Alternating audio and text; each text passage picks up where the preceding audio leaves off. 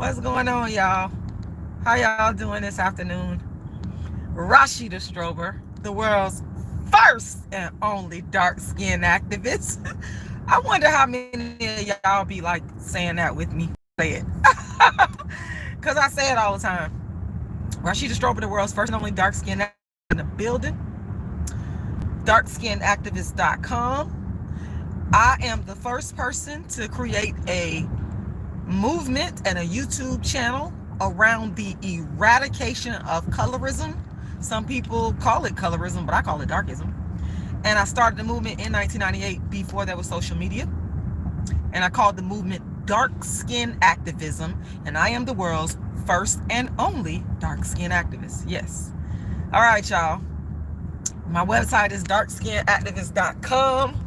Once again, darkskinactivist.com, darkskinactivist.com. You can go there and download a free ebook copy of my book entitled Darkism, 25 Ways Dark-Skinned People Are Discriminated Against. I want everybody to read that book. Hey, AC Walker, you first today. Make sure you guys like and share the video. Like and share the video. Like I said, go to my website, darkskinactivist.com. and download Darkism. Read it, pass it on. Shout out to everybody that bought books from me before. Like, I'm not talking about the one I give away for free. Like, the people that actually spent money, bought the book. I'm very appreciative to y'all. I just want y'all to know that. If you feel so inclined to bless the Cash App, my Cash App is $RASHIDA'Lala. Once again, $RASHIDA'Lala. Once again, $RASHIDA'Lala. Hey, AC Walker. It's a beautiful day out here, and I'm down here in sunny Florida. It's absolutely gorgeous. I actually want to pull over and stop and show y'all some of this gorgeous sunshine down here, but I'm not gonna. We'll see. We'll see. You know what? When I was with my son's dad, every time I go live, so hold on, y'all. Let's talk. I want to talk to y'all about my college experience being a dark-skinned black woman, because it's very hard, as some of y'all may know that's listening to this. It's very hard when you are dark-skinned and you are attending a predominantly white institution, whether it be a college, even a kindergarten through 12th grade, or if you work in a all-white organization. It's not easy. It's not easy at all. And if you are listening to me and you've experienced this, I want you to know that I feel your pain. I want you to know that I've been there and I've done that. And I just want to come on here and I want to share these experiences, because I truly believe deep down in my heart and my soul, which is why I do dark skin activism, that I can help someone. I believe that when I do these lives, I believe that there's somebody out there that's listening that I can help. So that's the reason why I do these lives, y'all. I don't just be doing these lives just to have a vent session. That's not the reason. Sometimes it is, but it's not the primary reason. So I hope that there's somebody out there listening. And that's why I wrote Darkism too. I never forget, I did my show in Houston. And a brother named Craig, he came and he told me he read my book Darkism. And he told me that he finally knew that it wasn't all in his head after he read Darkism. And this brother is a dark-skinned brother that works in corporate America, y'all. And I never forgot what he said, and he touched my heart. And another sister wrote me the same thing when I was out in Jacksonville doing a tour. And I met this sister at a vegan restaurant, and she, I gave my book to her, and she contacted me. Y'all, she contacted me like, I want to say maybe like 6 or 7 months later. And my heart was like touched, like my heart. Some of y'all be making my heart drop. I'm not going to lie. I know y'all, I get accused of being mean because I'm dark skinned. That's why y'all saying it. Because I'm dark skinned and my voice is not soft. So y'all want to assign mean qualities and characteristics to me, which I think is darkism. But I'm not mean. I'm actually a caring person. I care about people. Black, white, purple, yellow, tar black. It don't matter. I care. I'm a humanitarian, but I am the dark skin activist. So I'm going to stick up for dark skinned people. And I'm going to speak about darkism. So my son's dad, I'm going to tell y'all how I wound up getting to this, being like the only black dark skinned woman in my college class. And hit the like button, y'all. Hit the like button. Hit the like button. Also share, go to my website, darkskinactivist.com. Once again, darkskinactivist.com. And hey everybody that's on here. I could see some of the super chats I could see. Okay, let me see something. Okay, so my son's father, I met him. He moved down here from Washington, D.C.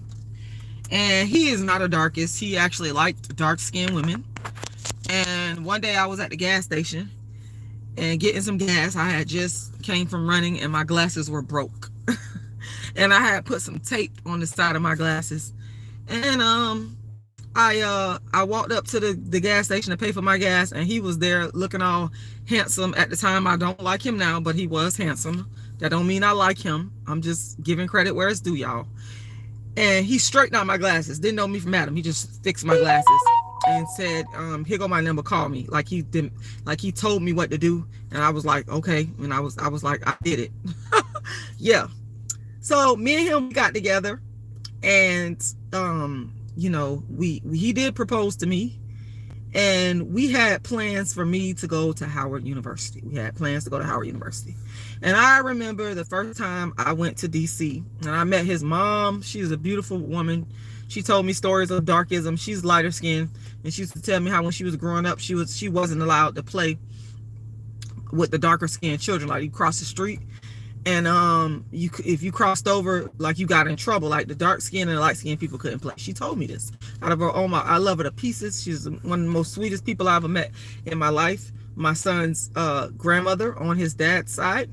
And so I remember the first time we went to DC, I was like so excited to see Howard University. And I remember applying to Howard University, and I got in, but it was gonna cost. I had to pay like money, and I didn't have the money to go there. So because I am a Florida resident, born and raised in Florida, I was able to get scholarship money, and you know, Pell Grants a lot easier, and the tuition was lower. So, and because I don't like cold weather, and another thing, when I went to DC, we got to do better with our historically black colleges too, y'all. When I went to DC, it was like a culture shock. Like, y'all got to understand, I am from Florida. I was born and raised in Florida, y'all. I like hot weather. I'm not used to cold weather. I can't take it. I like for the environment to look really clean, because even our hoods, hey everybody, even our hoods down here in Florida, they're like, y'all, they like really, really clean. So it was a culture shock for me when I went to DC, and I love the black people there. I love seeing all these beautiful black people, but I wanted it to be like, I'll take the black people, but I just want the environment to look the same in Florida. And now my son's grandmother, she did live in Upper Marlboro, Maryland, in like a very nice middle class black area. Upper Marlboro, Maryland. She wasn't in DC. She was in Upper Marlboro, Maryland, and it was called, I think, Forestville. And so I would go there, and I saw like black people living nice, and you know, she always drove nice cars, and we always went to nice restaurants, and we always had a great time. And she had a nice big house with a basement, and it was nice. But I decided, you know what, since I didn't want to like live in DC, and I didn't want to be like in the cold weather, so I decided to go to college at the University of South Florida. And one of the consequences of it was being the only black person in my class before I transferred to the University of South Florida. I want to say in 2000 and either 99 or 2000. I can't remember which one. But I was the only black in my class, and I was a history major. And we studied a lot of European history, which meant there was a lot. And St. Petersburg is a majority white city. Okay, it just is. It's always been that way. How I ended up down here born and raised in St. Petersburg, cause my mama them, my grandma and my mama them, they from Pelham, Georgia. They from Pelham. And I think when my grandma separated from my granddad, I think my mama wanted to move with her dad because she was like a daddy's girl. And I think that's how I ended up being born in St. Petersburg. But my peoples is from Georgia. They from Pelham, Georgia. Shout out to Pelham, Georgia. Shout out to the country. I love my country people. I love y'all. I love y'all. I really do. Anyway, so I was the only black in the class, and I'm telling y'all, them was some of the loneliest years of my life. But they were also very character building, because at that time I was heavy into the black liberation movement, under the Uhuru movement, Chairman O'Malley, I should tell her, who I adore, and I learned a lot. I was a community activist, just did so many positive things, but it was a very lonely time being the only black dark-skinned woman in the class. Like, I like to have black people around me. Like I said, my only gripe, I probably would have ended up going to Howard, to be honest, if it wasn't so cold. And I wasn't used to that, the environment, the physical environment. The way the physical environment looks is very, very important to me, y'all. It's like I need to see pretty green trees and palm trees and water and sun, because that's what I grew up in, and I thrive off of that. And I knew that if I would have went to college in DC, I probably would have been very depressed, because cold weather and a lack of green and dreary makes me depressed. But the sun, I'm a sun person. Like I love to go out in the sun and I will sit in the sun, get black as I don't know what, and be the most happiest human being on earth, because I don't know, that's how God made me. So I went to college at the University of South Florida, and I got my bachelor's degree. Mainly, I took courses at the St. Petersburg campus. And if you ever have been to the University of Florida, St. Petersburg campus, or if you ever seen it online, it was absolutely beautiful. So that was the thing that kept me going. That I had a beautiful campus to come to, a gorgeous campus to come to. And it was very clean and quiet. And then God blessed me to be able to get, the funding to be able to go to school, and I didn't have a hard time doing it. Meanwhile, some people that I know that was going to the historically black colleges, they were not getting their funding. The living conditions were not good. And I'm not saying, listen, I love black colleges. I love Dr. Mary McLeod Bethune. I love her. I respect my elders, but I think that black people, we got to do a better job of making sure we maintain our college camp, our black college campus. Is very important, because we are worth it. We as black people are worth it. We deserve it. We built this country, and we deserve to have beautiful institutions just like the white institutions are. We deserve that. So we have to, happiest years of my life, I'm not gonna tell no lie, was when I was a student at the University of South Florida. It was in a sense, it was isolating. And it wasn't so much, so I can't even say necessarily until I got to graduate school. That's when I saw a lot of racism. But I can't necessarily say when I was getting my undergraduate, my bachelor's degree in history, I can't say that people were being racist against me.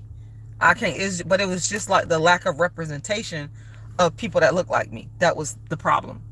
But now I will say that when I went to graduate school, that's where the racism did start.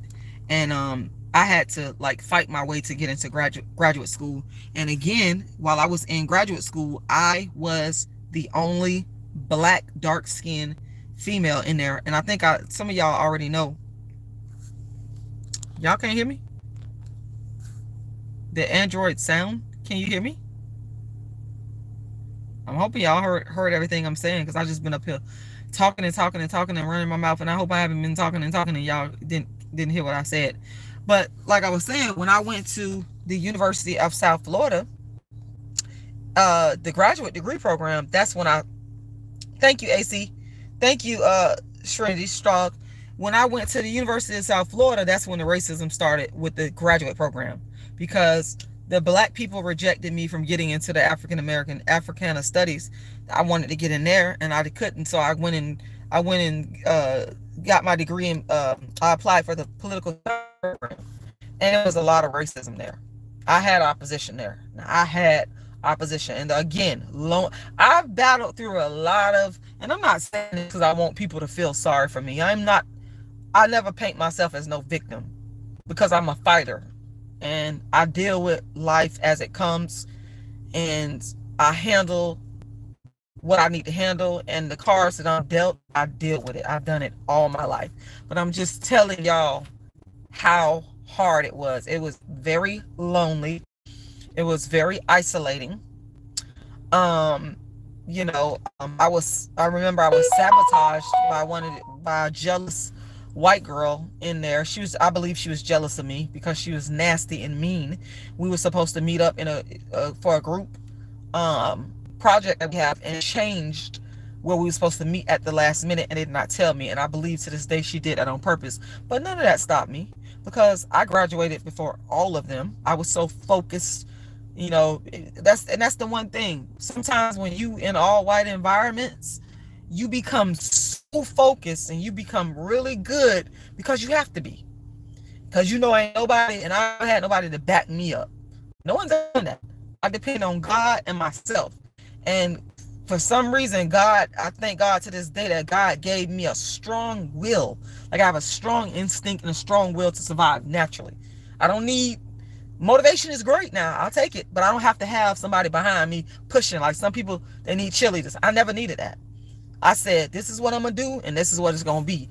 No matter how hard it's gonna be, I'm gonna do it. And I remember this guy, Steve Tauber. I did not like that guy. I believe he was a racist. He had a nasty attitude towards me. And it was a black, dark-skinned woman named Miss Dorothy that she told me to come down.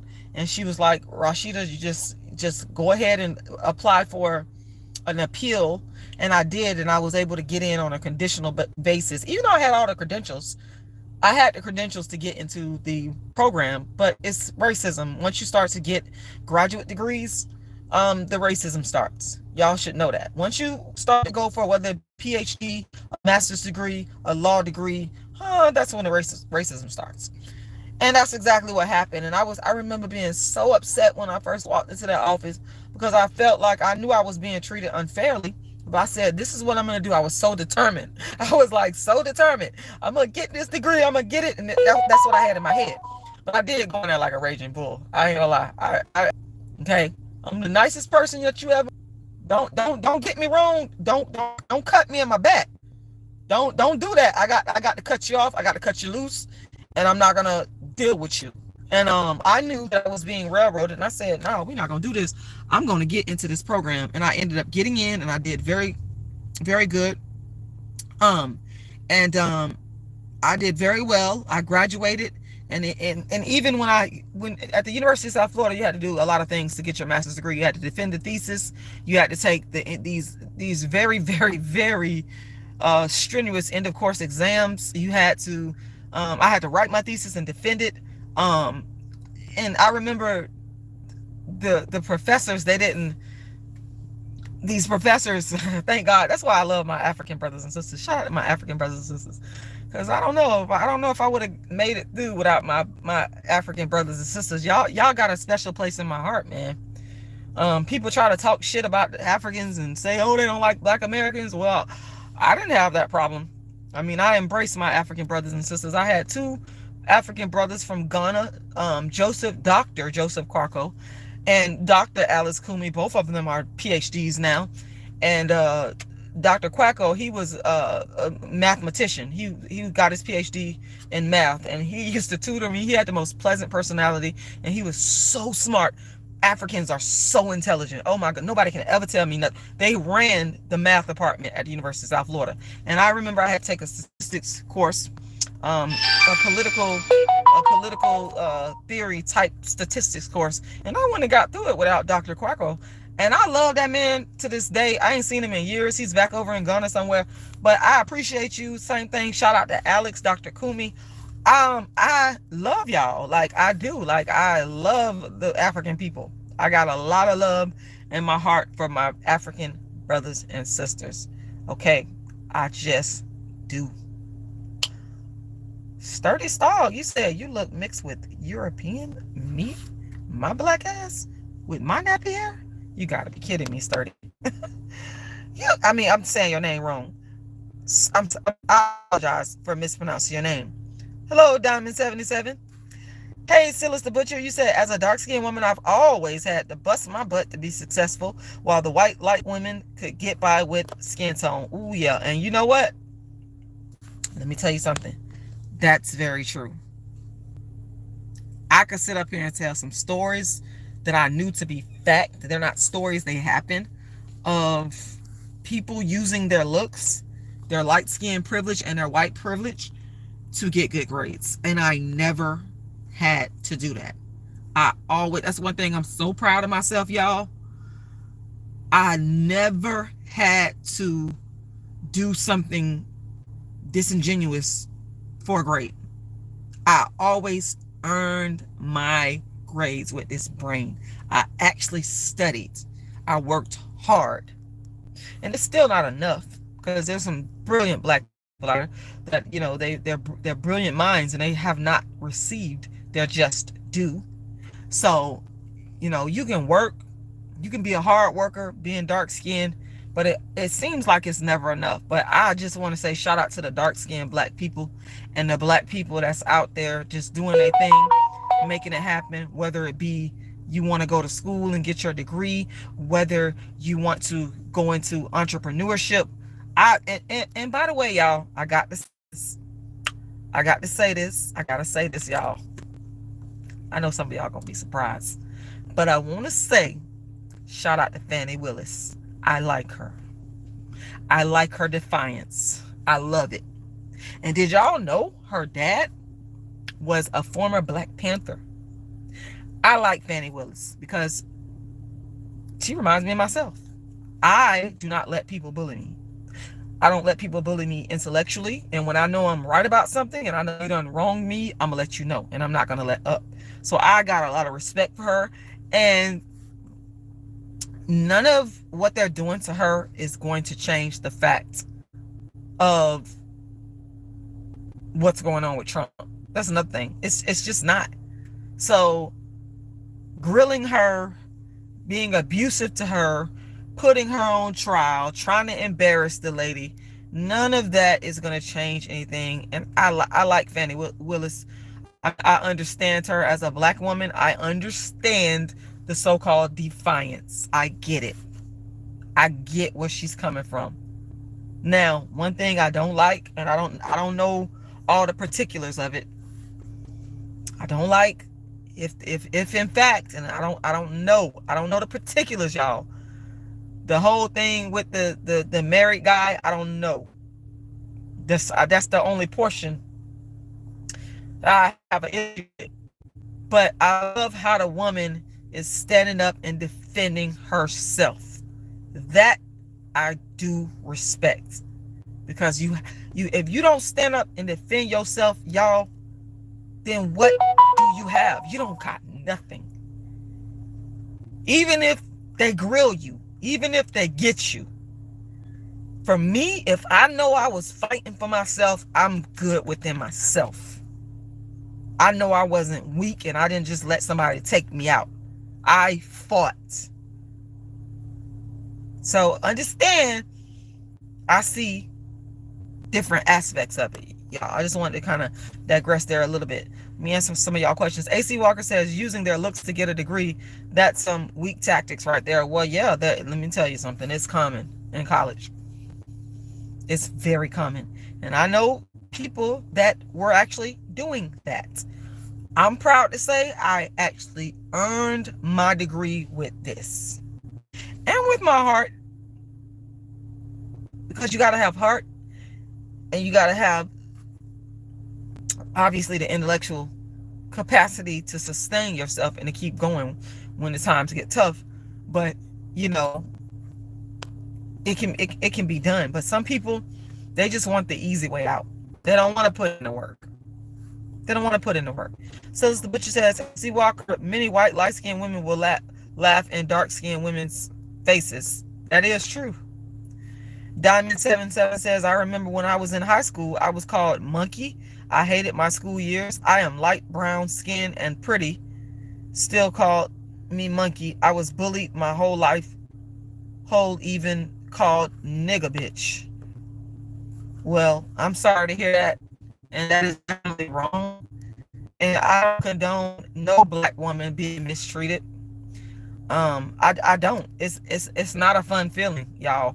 And I don't think that people really care about the feelings of black women, black dark-skinned women, and black women. So this is the reason why you see some of us, we have to make people hear us. And we might speak in a tone like how I'm speaking right now, where I'm enunciating my words and my tone is kind of sharp. We might, we may have to do all of that, because otherwise people just do whatever they want to do to us, and we cannot allow that to happen. Diamond77 says, wait a minute, let me read. Silas the Butcher says, they know they have privilege and more opportunities, and they do. Light skin and white women do have more privileges. They do. You're right. Diamond77 says, I now don't allow bullying anymore from black males. Called me too many nigga bitches. I don't blame you one bit. I would not tolerate it. I'm the same way. I don't tolerate no type of disrespect at all. I don't tolerate it. Like, my pet peeve, you cannot do this to me or it's going to be a problem. If I walk in the room and you a black man and there's some white women, Hispanic women, light-skinned women in the room, and you don't acknowledge me, oh no. Oh no. That'll be the last time you ever not acknowledge a dark-skinned woman. I will never tolerate that at all. At all. Because that's one of the forms of disrespect that I've experienced a lot of. AC Walker says intelligent brain. AC Walker says you got to have an intelligent brain and the heart too as well. Exactly. KB Torres says, what's up, gorgeous? Hey, KB Torres. Diamond77 says, it was black males calling me nigga bitches only. Yeah. Well, that's self-hate. Diamond77. That's just that. All that is. That ain't nothing but self-hate. And I'm very sorry that you was experiencing that. But I do respect the fact that you're not going to tolerate it. You're not going to put up with it. And I know how it feels, because I had this one dark-skinned guy that was in a graduate program. He was the only black man, and he was dark-skinned, and he had dreadlocks, and he used to act like I wasn't even there. He was just like acting like some dark-skinned people or some black people, when they're in all white environments, they'll try to like not associate with you because they feel like they're gonna get some cool points with the white people, which is the dumbest thing I've ever seen in my life. It's the stupidest, most ignorant, most weakest thing, most scariest, cowardly thing, to not associate with a black person because you don't want the white people to see you fraternizing with your own people. It's just so disgusting to me. And that same black dude, when there was a light-skinned woman that came in the program, I think I was in my last year or last 6 months, she got admitted, and he was nice to her. I noticed how he communicated with her. Yep.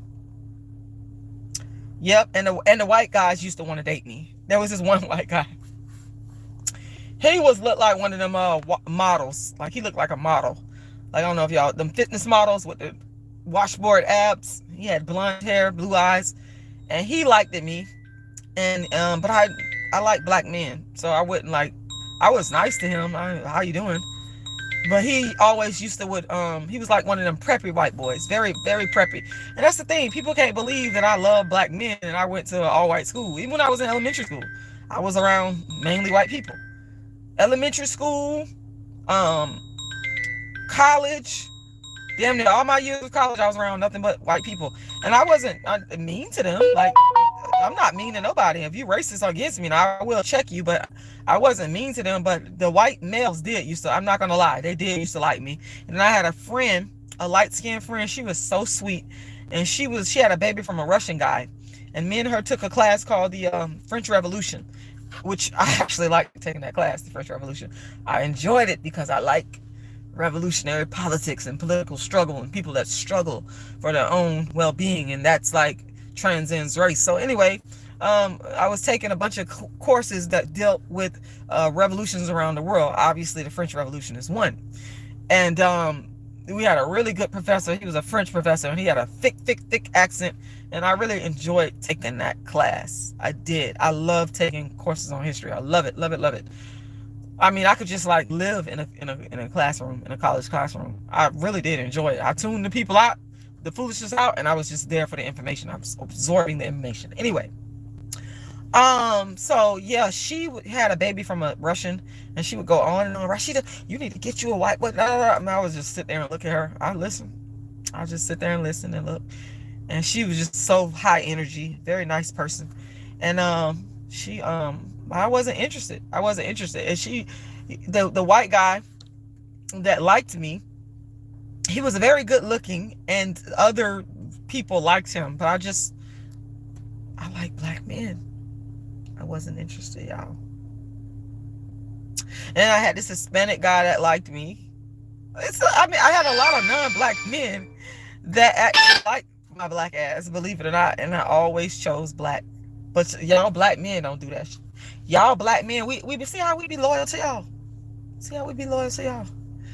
And Rashida, Celeste Butcher said, Rashida, were black men rude to you in college? That dark-skinned guy was. But it was a light-skinned guy that had an afro and glasses.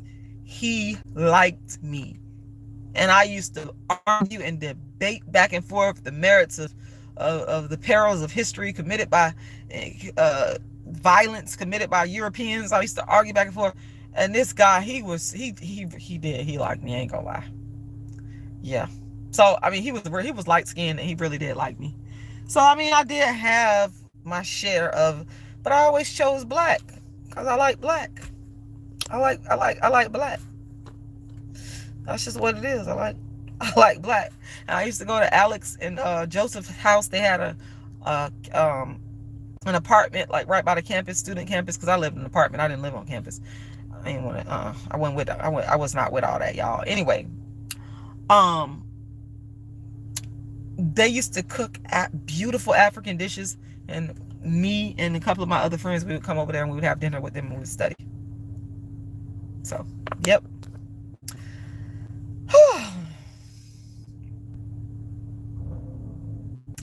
But yeah, y'all, that's it I wanted to share. And I am not going to be on here long. I apologize if I couldn't get to everybody's comment, but I got to get out of here. I just wanted to come on here and share that experience with y'all and kind of tell y'all what I went through. And I hope you guys have a fantastic rest of the day. darkskinactivist.com. If you feel so inclined, bless the Cash App. $RASHIDA'Lala. Once again, $RASHIDA'Lala. And I will talk to y'all again soon.